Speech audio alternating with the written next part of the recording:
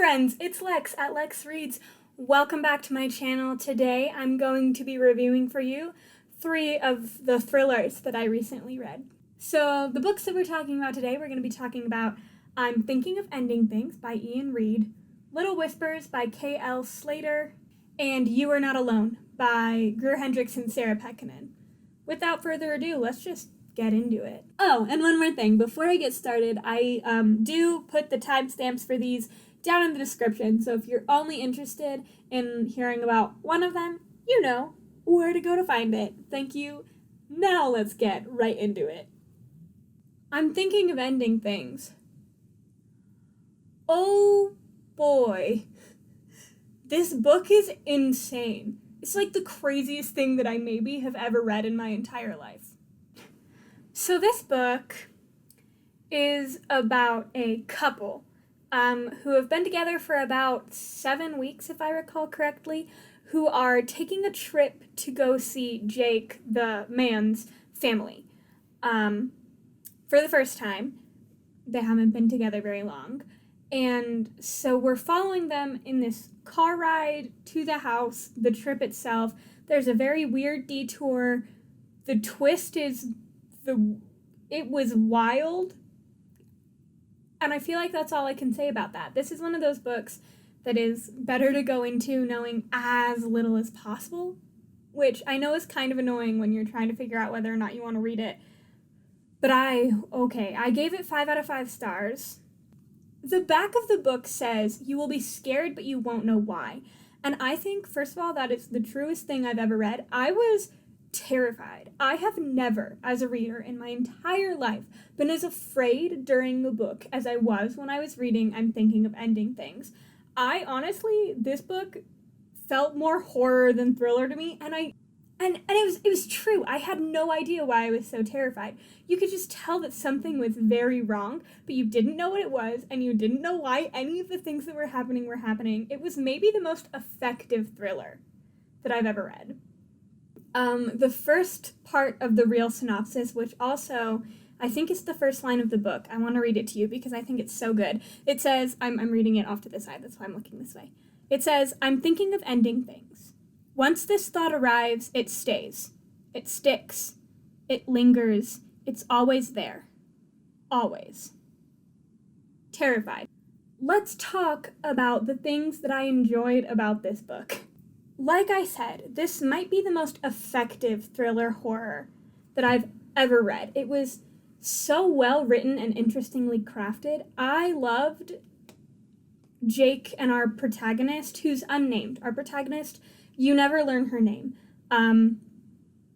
which was the whole time I was like, what is her name? What is her name? Like, I just wanted to know her name. It freaked me out that I didn't know her name. But their conversations and the way that they both view the world, while very different from each other, they listen to each other in such an interesting way, and their conversations are so intriguing. There was a lot of very deep stuff, especially during the first act of the book.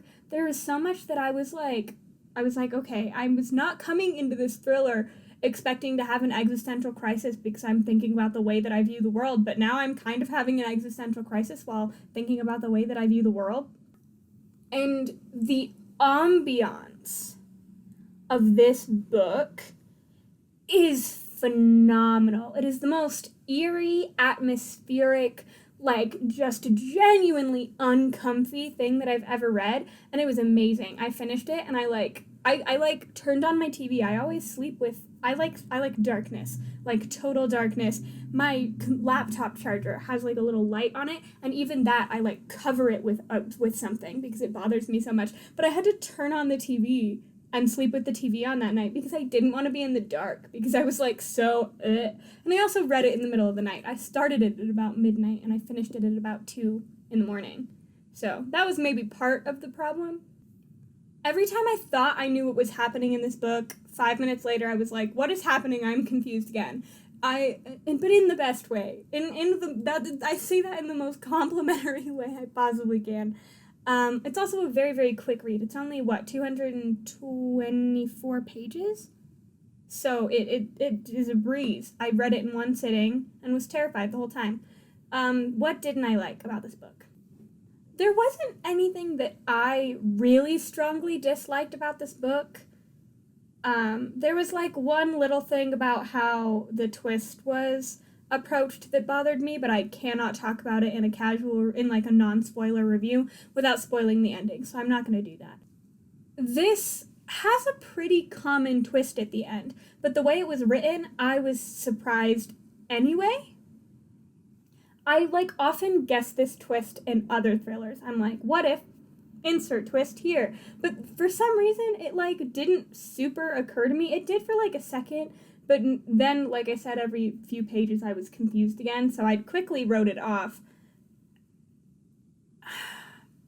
But it's the kind of twist that not everyone likes, and I'm sorry I can't tell you what twist it is. One thing that doesn't bother me, but I know would bother a ton of people, is that this book will make more sense if you are willing to either A, reread it a second time, or B, read it backwards. I get that that's annoying, and not everyone wants to do that. Most people want to finish their thriller and be like, cool, I understand where that went, and we're good now.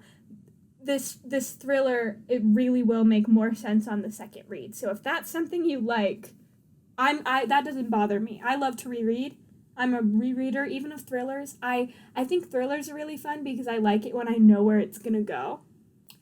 And another thing that kind of bothered me, like I said, the protagonist doesn't have a name. She's never named.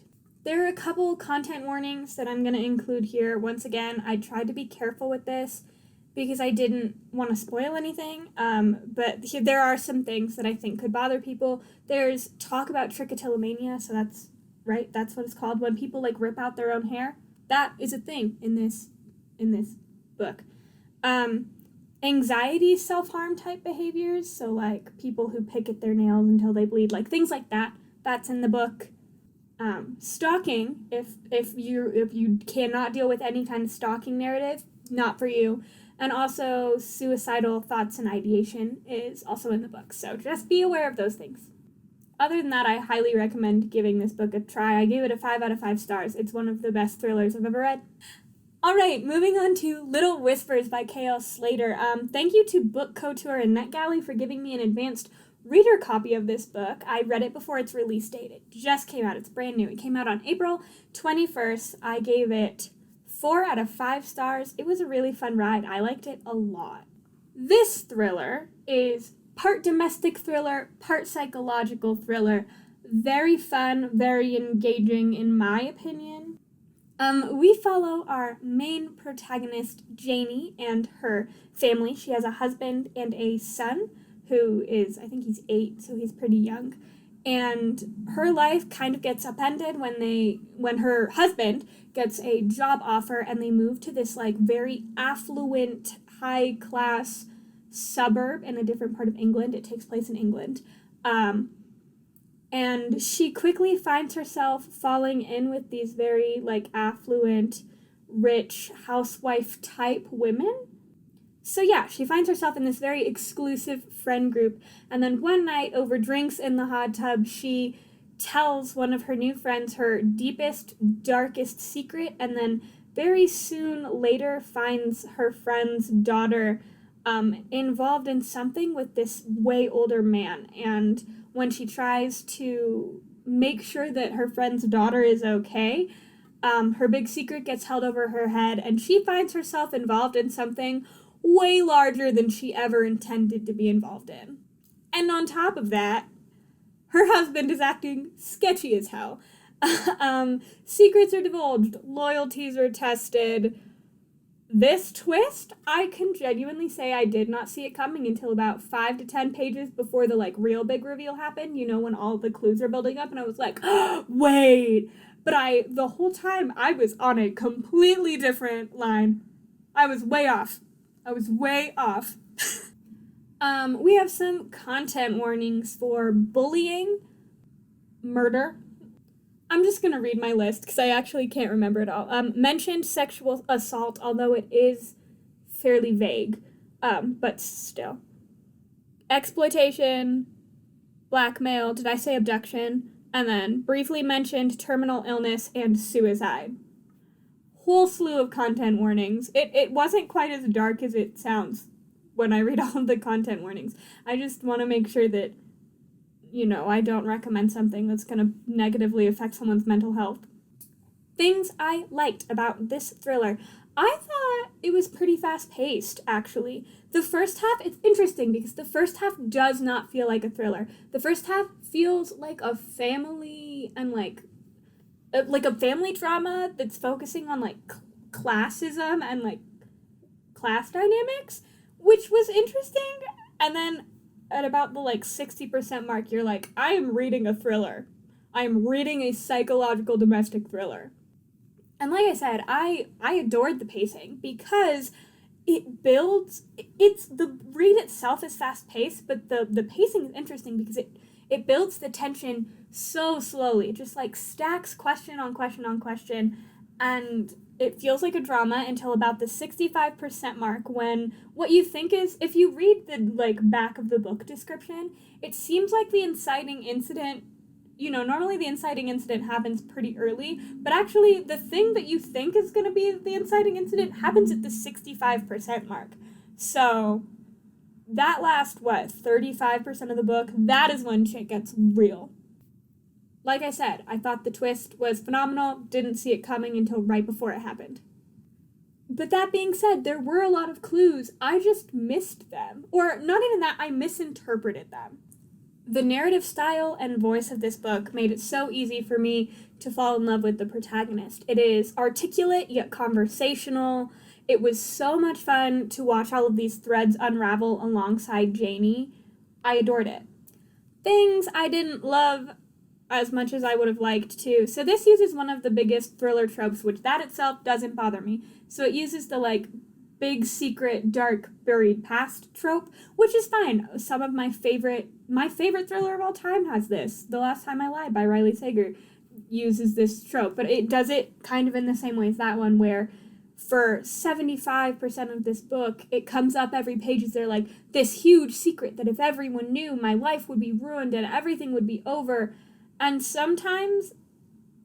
often, I feel like the big secret is not quite as big of a deal as the author wants us to think it is. In this one, I felt that even more. The big secret actually had basically no bearing on the plot. It was just an added subplot, but it didn't affect the main plot of this story literally at all. So I was like a little bit annoyed that this whole time I was like, what the hell is her secret? And then when I read the secret, I was like, oh, that's it? Okay, sure. Just a little bit nitpicky there. But yes, 4 out of 5 stars. I will hopefully be picking up more K.L. Slater, because like I said, I really enjoyed the writing. And I do highly recommend this, especially if you are a fan of domestic thrillers or psychological thrillers, because it has that like slow build-up, tension, unraveling story kind of dealio that is so much fun about domestic and psychological thrillers. Also, I didn't think I liked domestic thrillers until I read this book. I think I might be into domestic thrillers. So if you have any good domestic thriller recommendations, leave them down below for me. Thank you. And finally, we have You Are Not Alone by Greer, Hendricks, and Sarah Pekkanen. This book, it was the book club pick for the Literally Dead book club last month, which is the thriller book club that Kayla over at Books and Lala runs, which is really fun, and you should definitely join it if you like thrillers. I thought this book was the most meh thriller that I've maybe ever read. It was just so fine. Like, fine is really the only word that I actively can think of for this book. It was a fine book. 3 out of 5 stars. In this book, we follow Shay, who is a data analyst in New York City, who one day on her way to her temp job witnesses a very traumatizing tragedy. She witnesses another individual's suicide. And she kind of becomes a little bit fixated on it.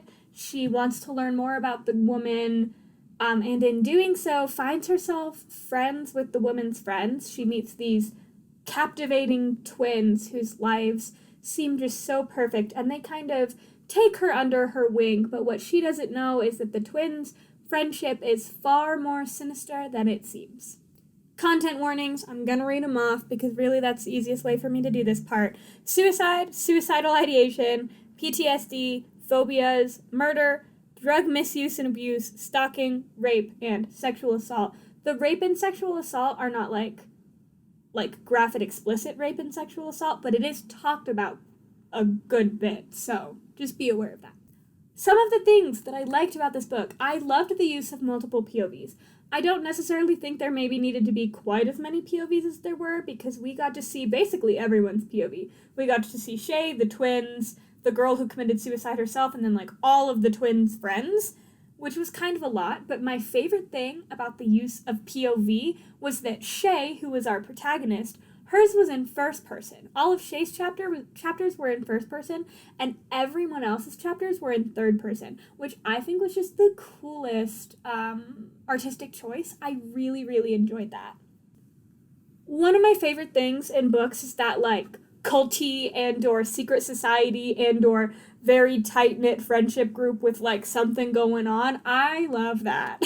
And this had that. The twins and their friends, you're like, some shit is going down with these ladies. That's one of my favorite tropey things. I love it. I really did like Shay, even though she is what I would consider peak dumbass. She is so stupid, and I adored her. I also really liked what we got to learn about some of the other character motivations, especially some of Shay's friends. I liked learning about their backstories a lot. Moving on to things that I did not like about this book. I hated the twist. I hated it. For me anyway, I feel like it was not built up well enough. It felt kind of a lot like it came out of left field, like out of nowhere. And it felt a little bit lazy and not very well set up to me, so I was not a fan of the twist. I was like, oh, and then I like checked out, for the last 20 pages or whatever. As soon as I knew what the twist was, I was like, ugh, I don't care anymore because I think this is dumb. Like how I said I liked learning about some of the character motivations and backstory, there were also a couple of characters that I really hated their character motivations. I was like, I feel like that character motivation is not the kind of thing that spurs this crazy of a response, this crazy of a reaction.